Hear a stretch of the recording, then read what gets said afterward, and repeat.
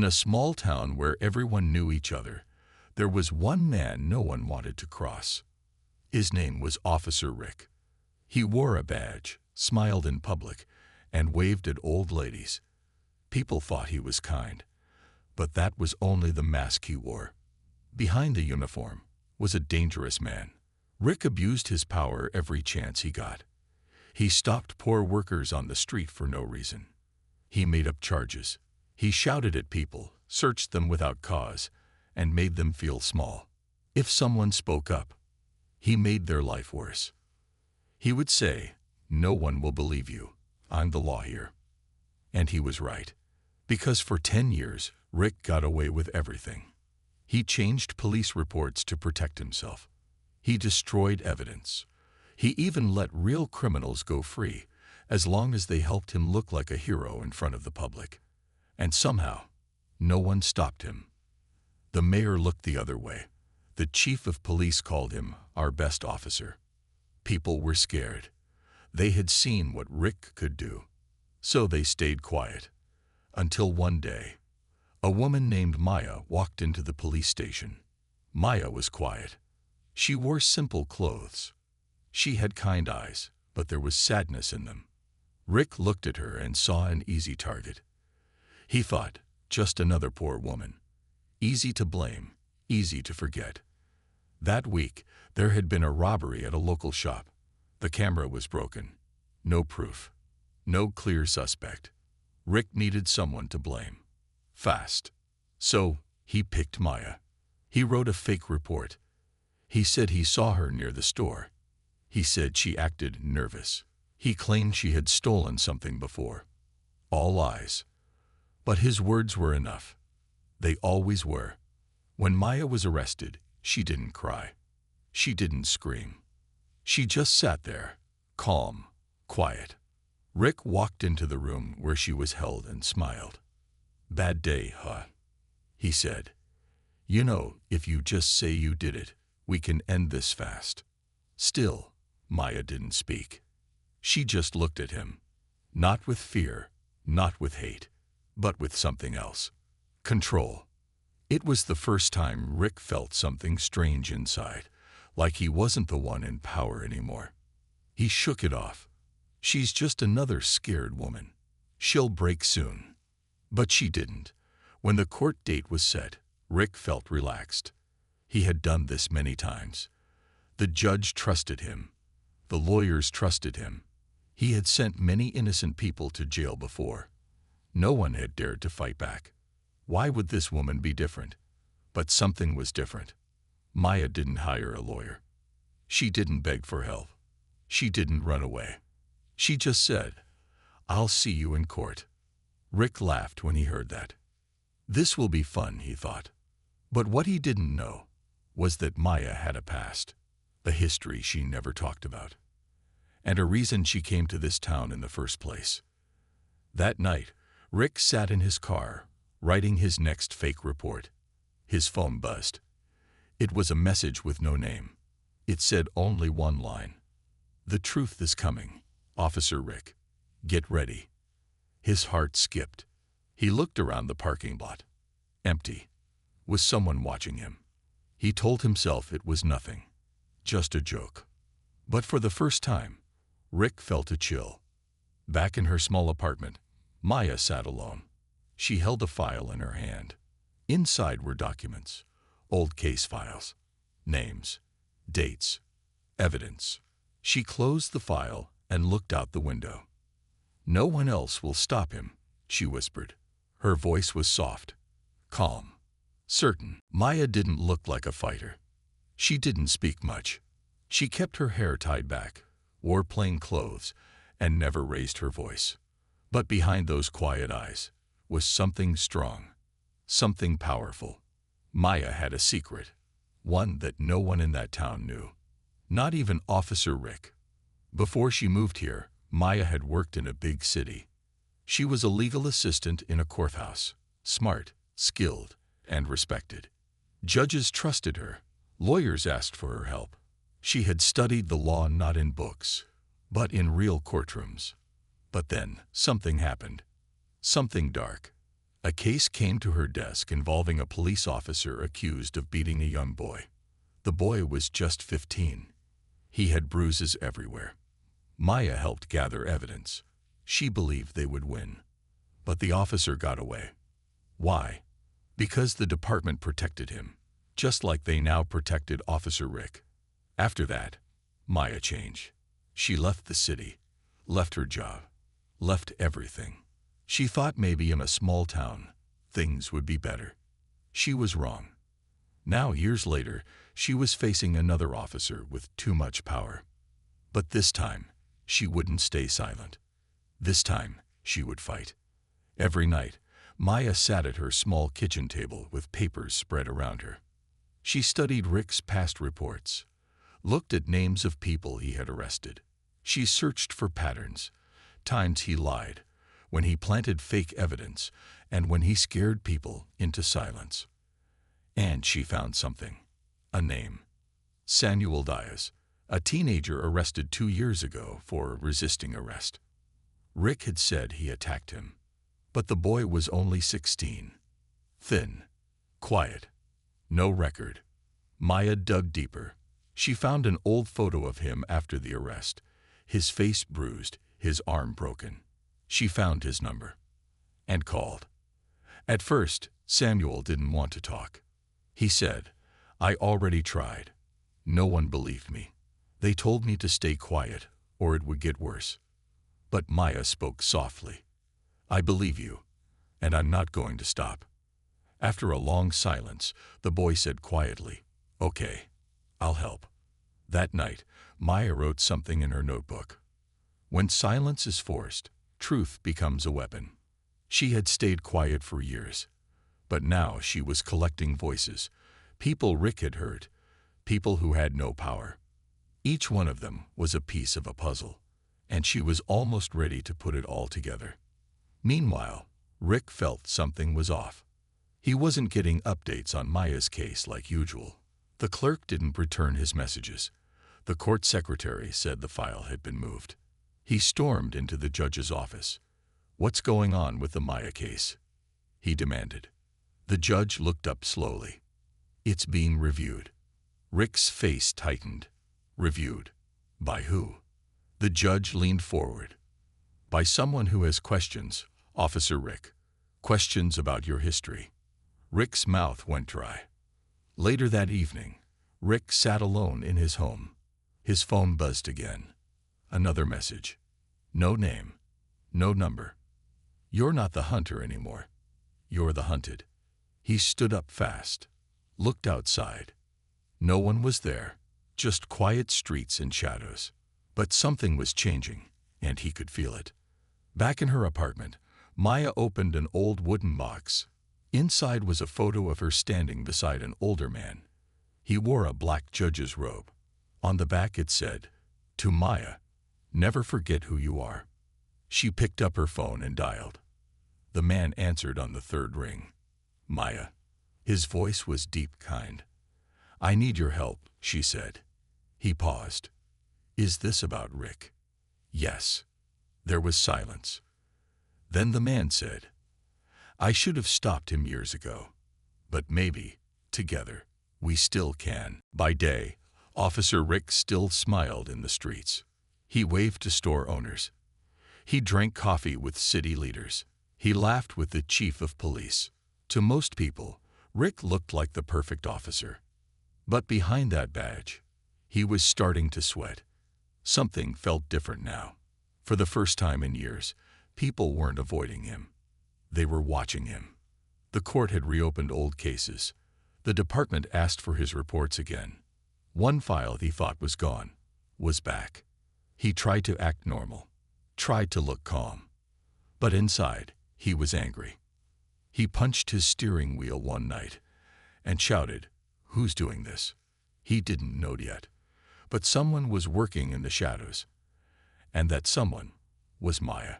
She didn't speak much in public. She didn't confront Rick face to face. But behind closed doors, she was working like fire. She met with the retired judge who once knew Rick as a young officer. His name was Judge Taylor. Taylor had left the system after Rick's lies destroyed a case years ago. Now he was back. For one reason: to help Maya bring him down. Together, they made a small team. Judge Taylor gave Maya old files he had saved secretly. Maya contacted Samuel again, the boy Rick had beaten, and found others like him. One was a mother whose son had been jailed for no reason. Another was a former police trainee who left after Rick threatened him. Each story added more cracks in Rick's image. Each truth added more strength to Maya's case. Then came a breakthrough. A man named Malik called Maya. He once worked as a tech officer at the station, checking bodycams, managing recordings. "I remember you," Maya said. "You left the force, didn't you?" "Yes," Malik replied, "because I found something I wasn't supposed to see." Maya's heart skipped. Malik continued, "It was from years ago. A traffic stop.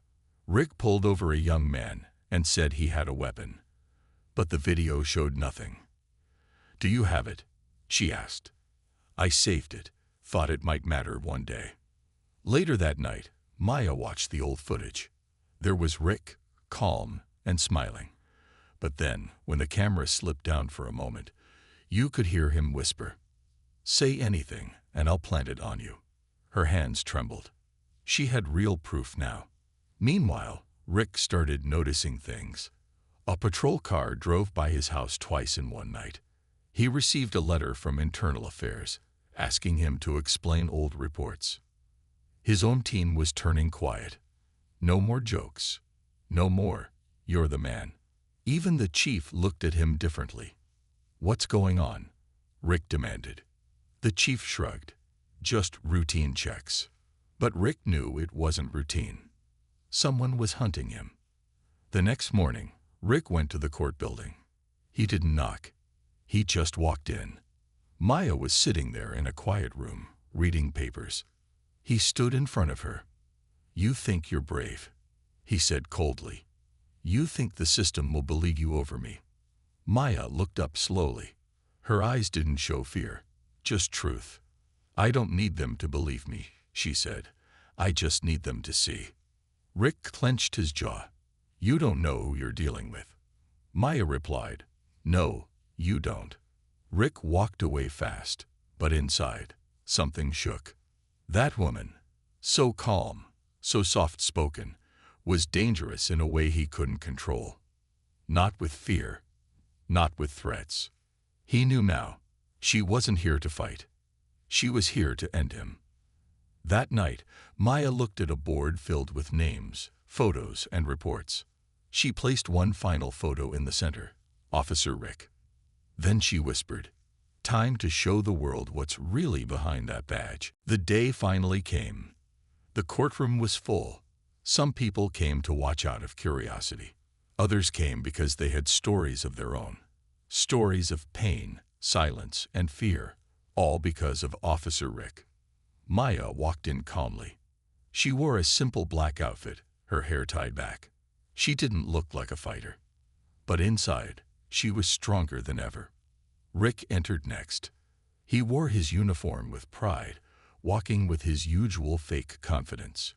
But his eyes kept moving, scanning the room, looking for threats. He saw Maya sitting at the front table. And for a second, he felt something cold run down his back. She didn't even look at him. The judge entered. It wasn't someone Rick knew well. A visiting judge from another city. "Let's begin," the judge said. The trial was officially open. Rick's lawyer started with the same old tricks. He said Maya had no proof. He said Rick had an honorable record. He said, "This woman is bitter. She's targeting an officer who's only done his job." The courtroom stayed quiet. But Maya didn't flinch. Then it was Maya's turn. She stood up, no lawyer beside her.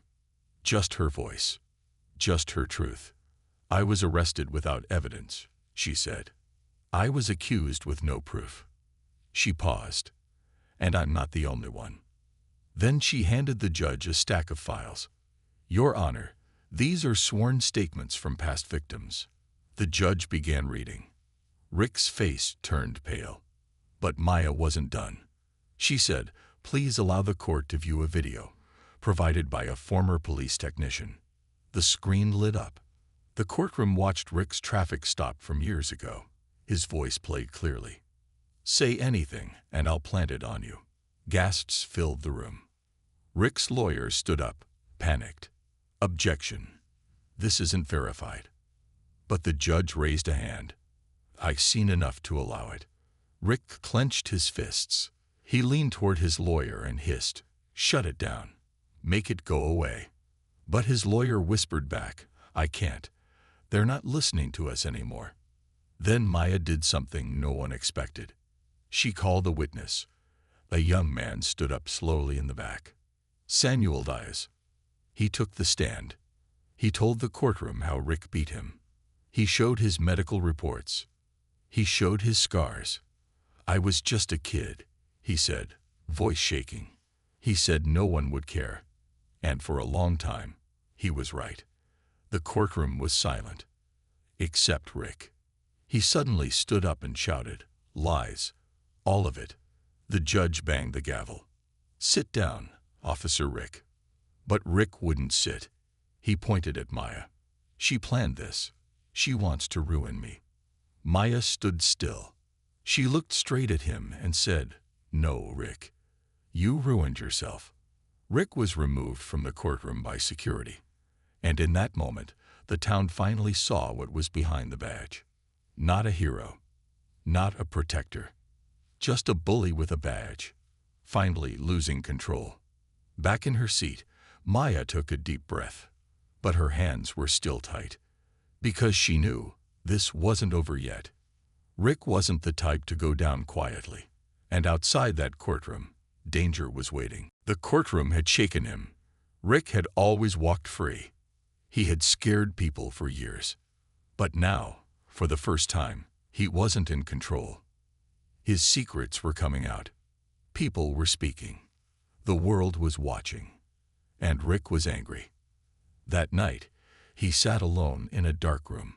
He stared at the wall, his police badge on the table beside him.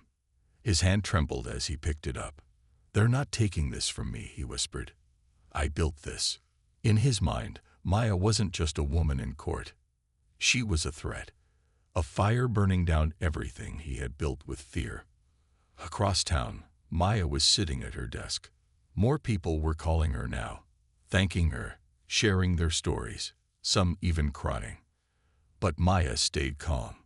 She smiled politely. She listened. She wrote things down.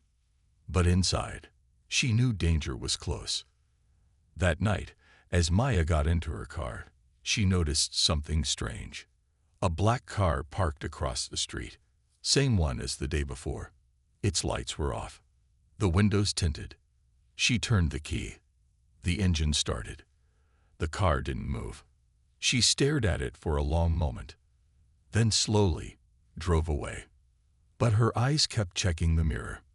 The next day, someone spray-painted the words "Lie Air" across her apartment door.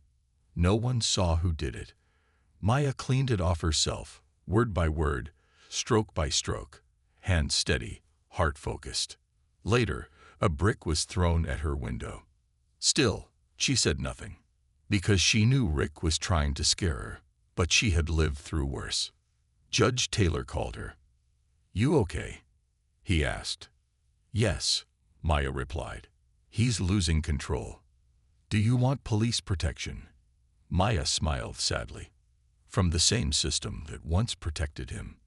Taylor paused, then said softly, "You're braver than most lawyers I've known." Maya didn't answer. Because it wasn't about bravery. It was about justice. Rick made one final move. He called someone from his past. A man named Carson. Someone who used to work off the books. The kind of guy who handled problems without questions. "I need her scared," Rick said. "Just enough to make her drop this." Carson said nothing for a moment. Then replied, "You sure? That kind of thing gets dirty." Rick gritted his teeth. "Do it." That night, Maya returned home from the courthouse. She opened her door. The lights were off. But something felt wrong. The window was slightly open. She froze, slowly stepped inside. Her hand reached into her purse and touched a small pepper spray bottle. "Who's there?" she said calmly. No answer, but the silence felt heavy. She took another step. Then, a creak behind her. She turned fast, sprayed into the dark. A man shouted and stumbled back. She grabbed her phone and ran into the hallway, yelling, "Help!" Doors opened, lights turned on. Neighbors came out. The man escaped through the back, but not before someone got a picture of him. The police arrived. They took her statement, but Maya could see the doubt in their eyes. One officer said, "Could have just been a thief." But Maya knew better. She looked the officer in the eye and said, "It was a warning." Later that night, Maya sat on her couch, a blanket around her shoulders. She didn't cry. She didn't panic. She looked at the photo on her wall, the one of her standing beside Judge Taylor years ago, and whispered, "You tried to scare the wrong woman." The fire inside her burned brighter. Rick had crossed the line. And now, he wouldn't just lose his badge. He'd lose everything. Rick didn't sleep. He sat in his car outside the city courthouse, eyes heavy, hands shaking. He looked at his badge in the rearview mirror. It used to shine. Now it just looked like a piece of metal. He used to feel powerful. Now he felt like the walls were closing in. The news had spread. OVFICER, under fire for FALSIFIED reports. VIC Thames speak out. People he once scared wouldn't even look at him now. And the ones who did looked at him with disgust. The chief of police called him in. "You're suspended, Rick," the chief said coldly. "Pending investigation." Rick slammed his fist on the table. "You know me. I've served this city for. I've seen the video." The chief cut in. "You're lucky we haven't arrested you yet." Rick walked out of the office, his face red with rage. For the first time in his life, the system wasn't protecting him. Meanwhile, Maya was getting stronger. Every newspaper wrote about her. The woman who stood up to a bad COP. People who had once doubted her now reached out with support. But Maya stayed quiet. No TV interviews. No public speeches. She didn't want fame. She wanted truth. At the next court session, the courtroom was packed. Maya walked in alone, but the silence around her had changed. It wasn't fear anymore. It was respect. Rick sat across from her, wearing civilian clothes now. No badge. No uniform. No smile. Just anger. The judge read the latest evidence aloud. Video proof of Rick's threats. Multiple false arrests. Hidden evidence in past cases. A pattern of intimidation and abuse. Then Maya stood and gave her final statement. She spoke simply. "I didn't do this to hurt him. I did this so no one else would be hurt by him." She looked at Rick. He used the badge to destroy lives. Now, it's time the truth destroys his. Rick's lawyer tried one last move. He said Rick had mental health issues, that he needed help, not punishment. But it was too late. The damage was done. The judge made the decision. Rick would be arrested, charged with multiple counts. His badge would be stripped forever. Rick stood up, shouting, "You think this is justice? I made this town safe. I was the only one who did the hard work." Guards stepped in. Rick pointed at Maya. "This is your fault. You ruined me." But Maya didn't speak. She didn't need to. The world had already spoken. Outside the courthouse, reporters waited for Maya. One shouted, "How do you feel now that he's going to jail?" Maya looked up. She thought for a second, then answered softly, "I feel like we just opened a locked door and let the truth walk in." That night, Rick sat in a jail cell. No power, no control, no one to call. For the first time, he was just another man behind bars. And Maya, she stood outside in the cool air, eyes closed, face calm. The war wasn't over yet, but the battle, she had won it. Weeks passed. The news of Officer Rick's fall spread across the country. TV anchors called it a victory for the people. The mayor made a public promise to rebuild trust in the city's police force. But Maya, she stayed quiet, just like always. She wasn't looking for cameras. She wasn't looking for praise. She had done what she came to do. And now she just wanted peace. One morning, Maya visited her old neighborhood. The streets were the same, but something felt different. People stopped to smile at her. Some nodded. Some whispered, "That's her. That's the one who stood up." She walked past the small park where she once played as a child. And for the first time in a long time, she smiled without worry. Across town, Rick sat alone in his prison cell. His trial was over. He was found guilty on 5 charges, including abuse of power and false imprisonment. He would serve many years behind bars, but the worst punishment. No one feared him anymore. No one respected him. He was just another man in orange. Forgotten. Meanwhile, changes were happening. The police department began reviewing old cases. 4 innocent men were released after Maya brought their names forward. A new officer, young, honest, and brave, was put in charge of community trust. They called her in for training. But she only said, "Call Maya. She knows what justice really means." Judge Taylor visited Maya one afternoon. They sat on a bench near the courthouse. "You changed everything," he said. Maya shook her head. "No, the truth did. I just gave it a voice." He smiled. "What will you do now?" She looked up at the sky. "I'll help others, the ones still afraid to speak." Soon, Maya opened a small legal office in the heart of the city. Not fancy, just a desk, 2 chairs, and a big sign that read, "Truth may TTers." People began coming, one by one. They came with fear, with pain, with stories they were too scared to tell before. And every time, Maya listened. One evening, a young girl walked in with tears in her eyes. "My brother was arrested, but he didn't do it." Maya stood up, gently handed her a tissue, then said the same words she once whispered to herself. "You'd pick the right person to fight with you." As the sun set behind the city, Maya stood at her window. The streets below were busy, but her heart was still. She didn't just defeat a bad cop. She gave the city something more powerful, hope, and that was only the beginning.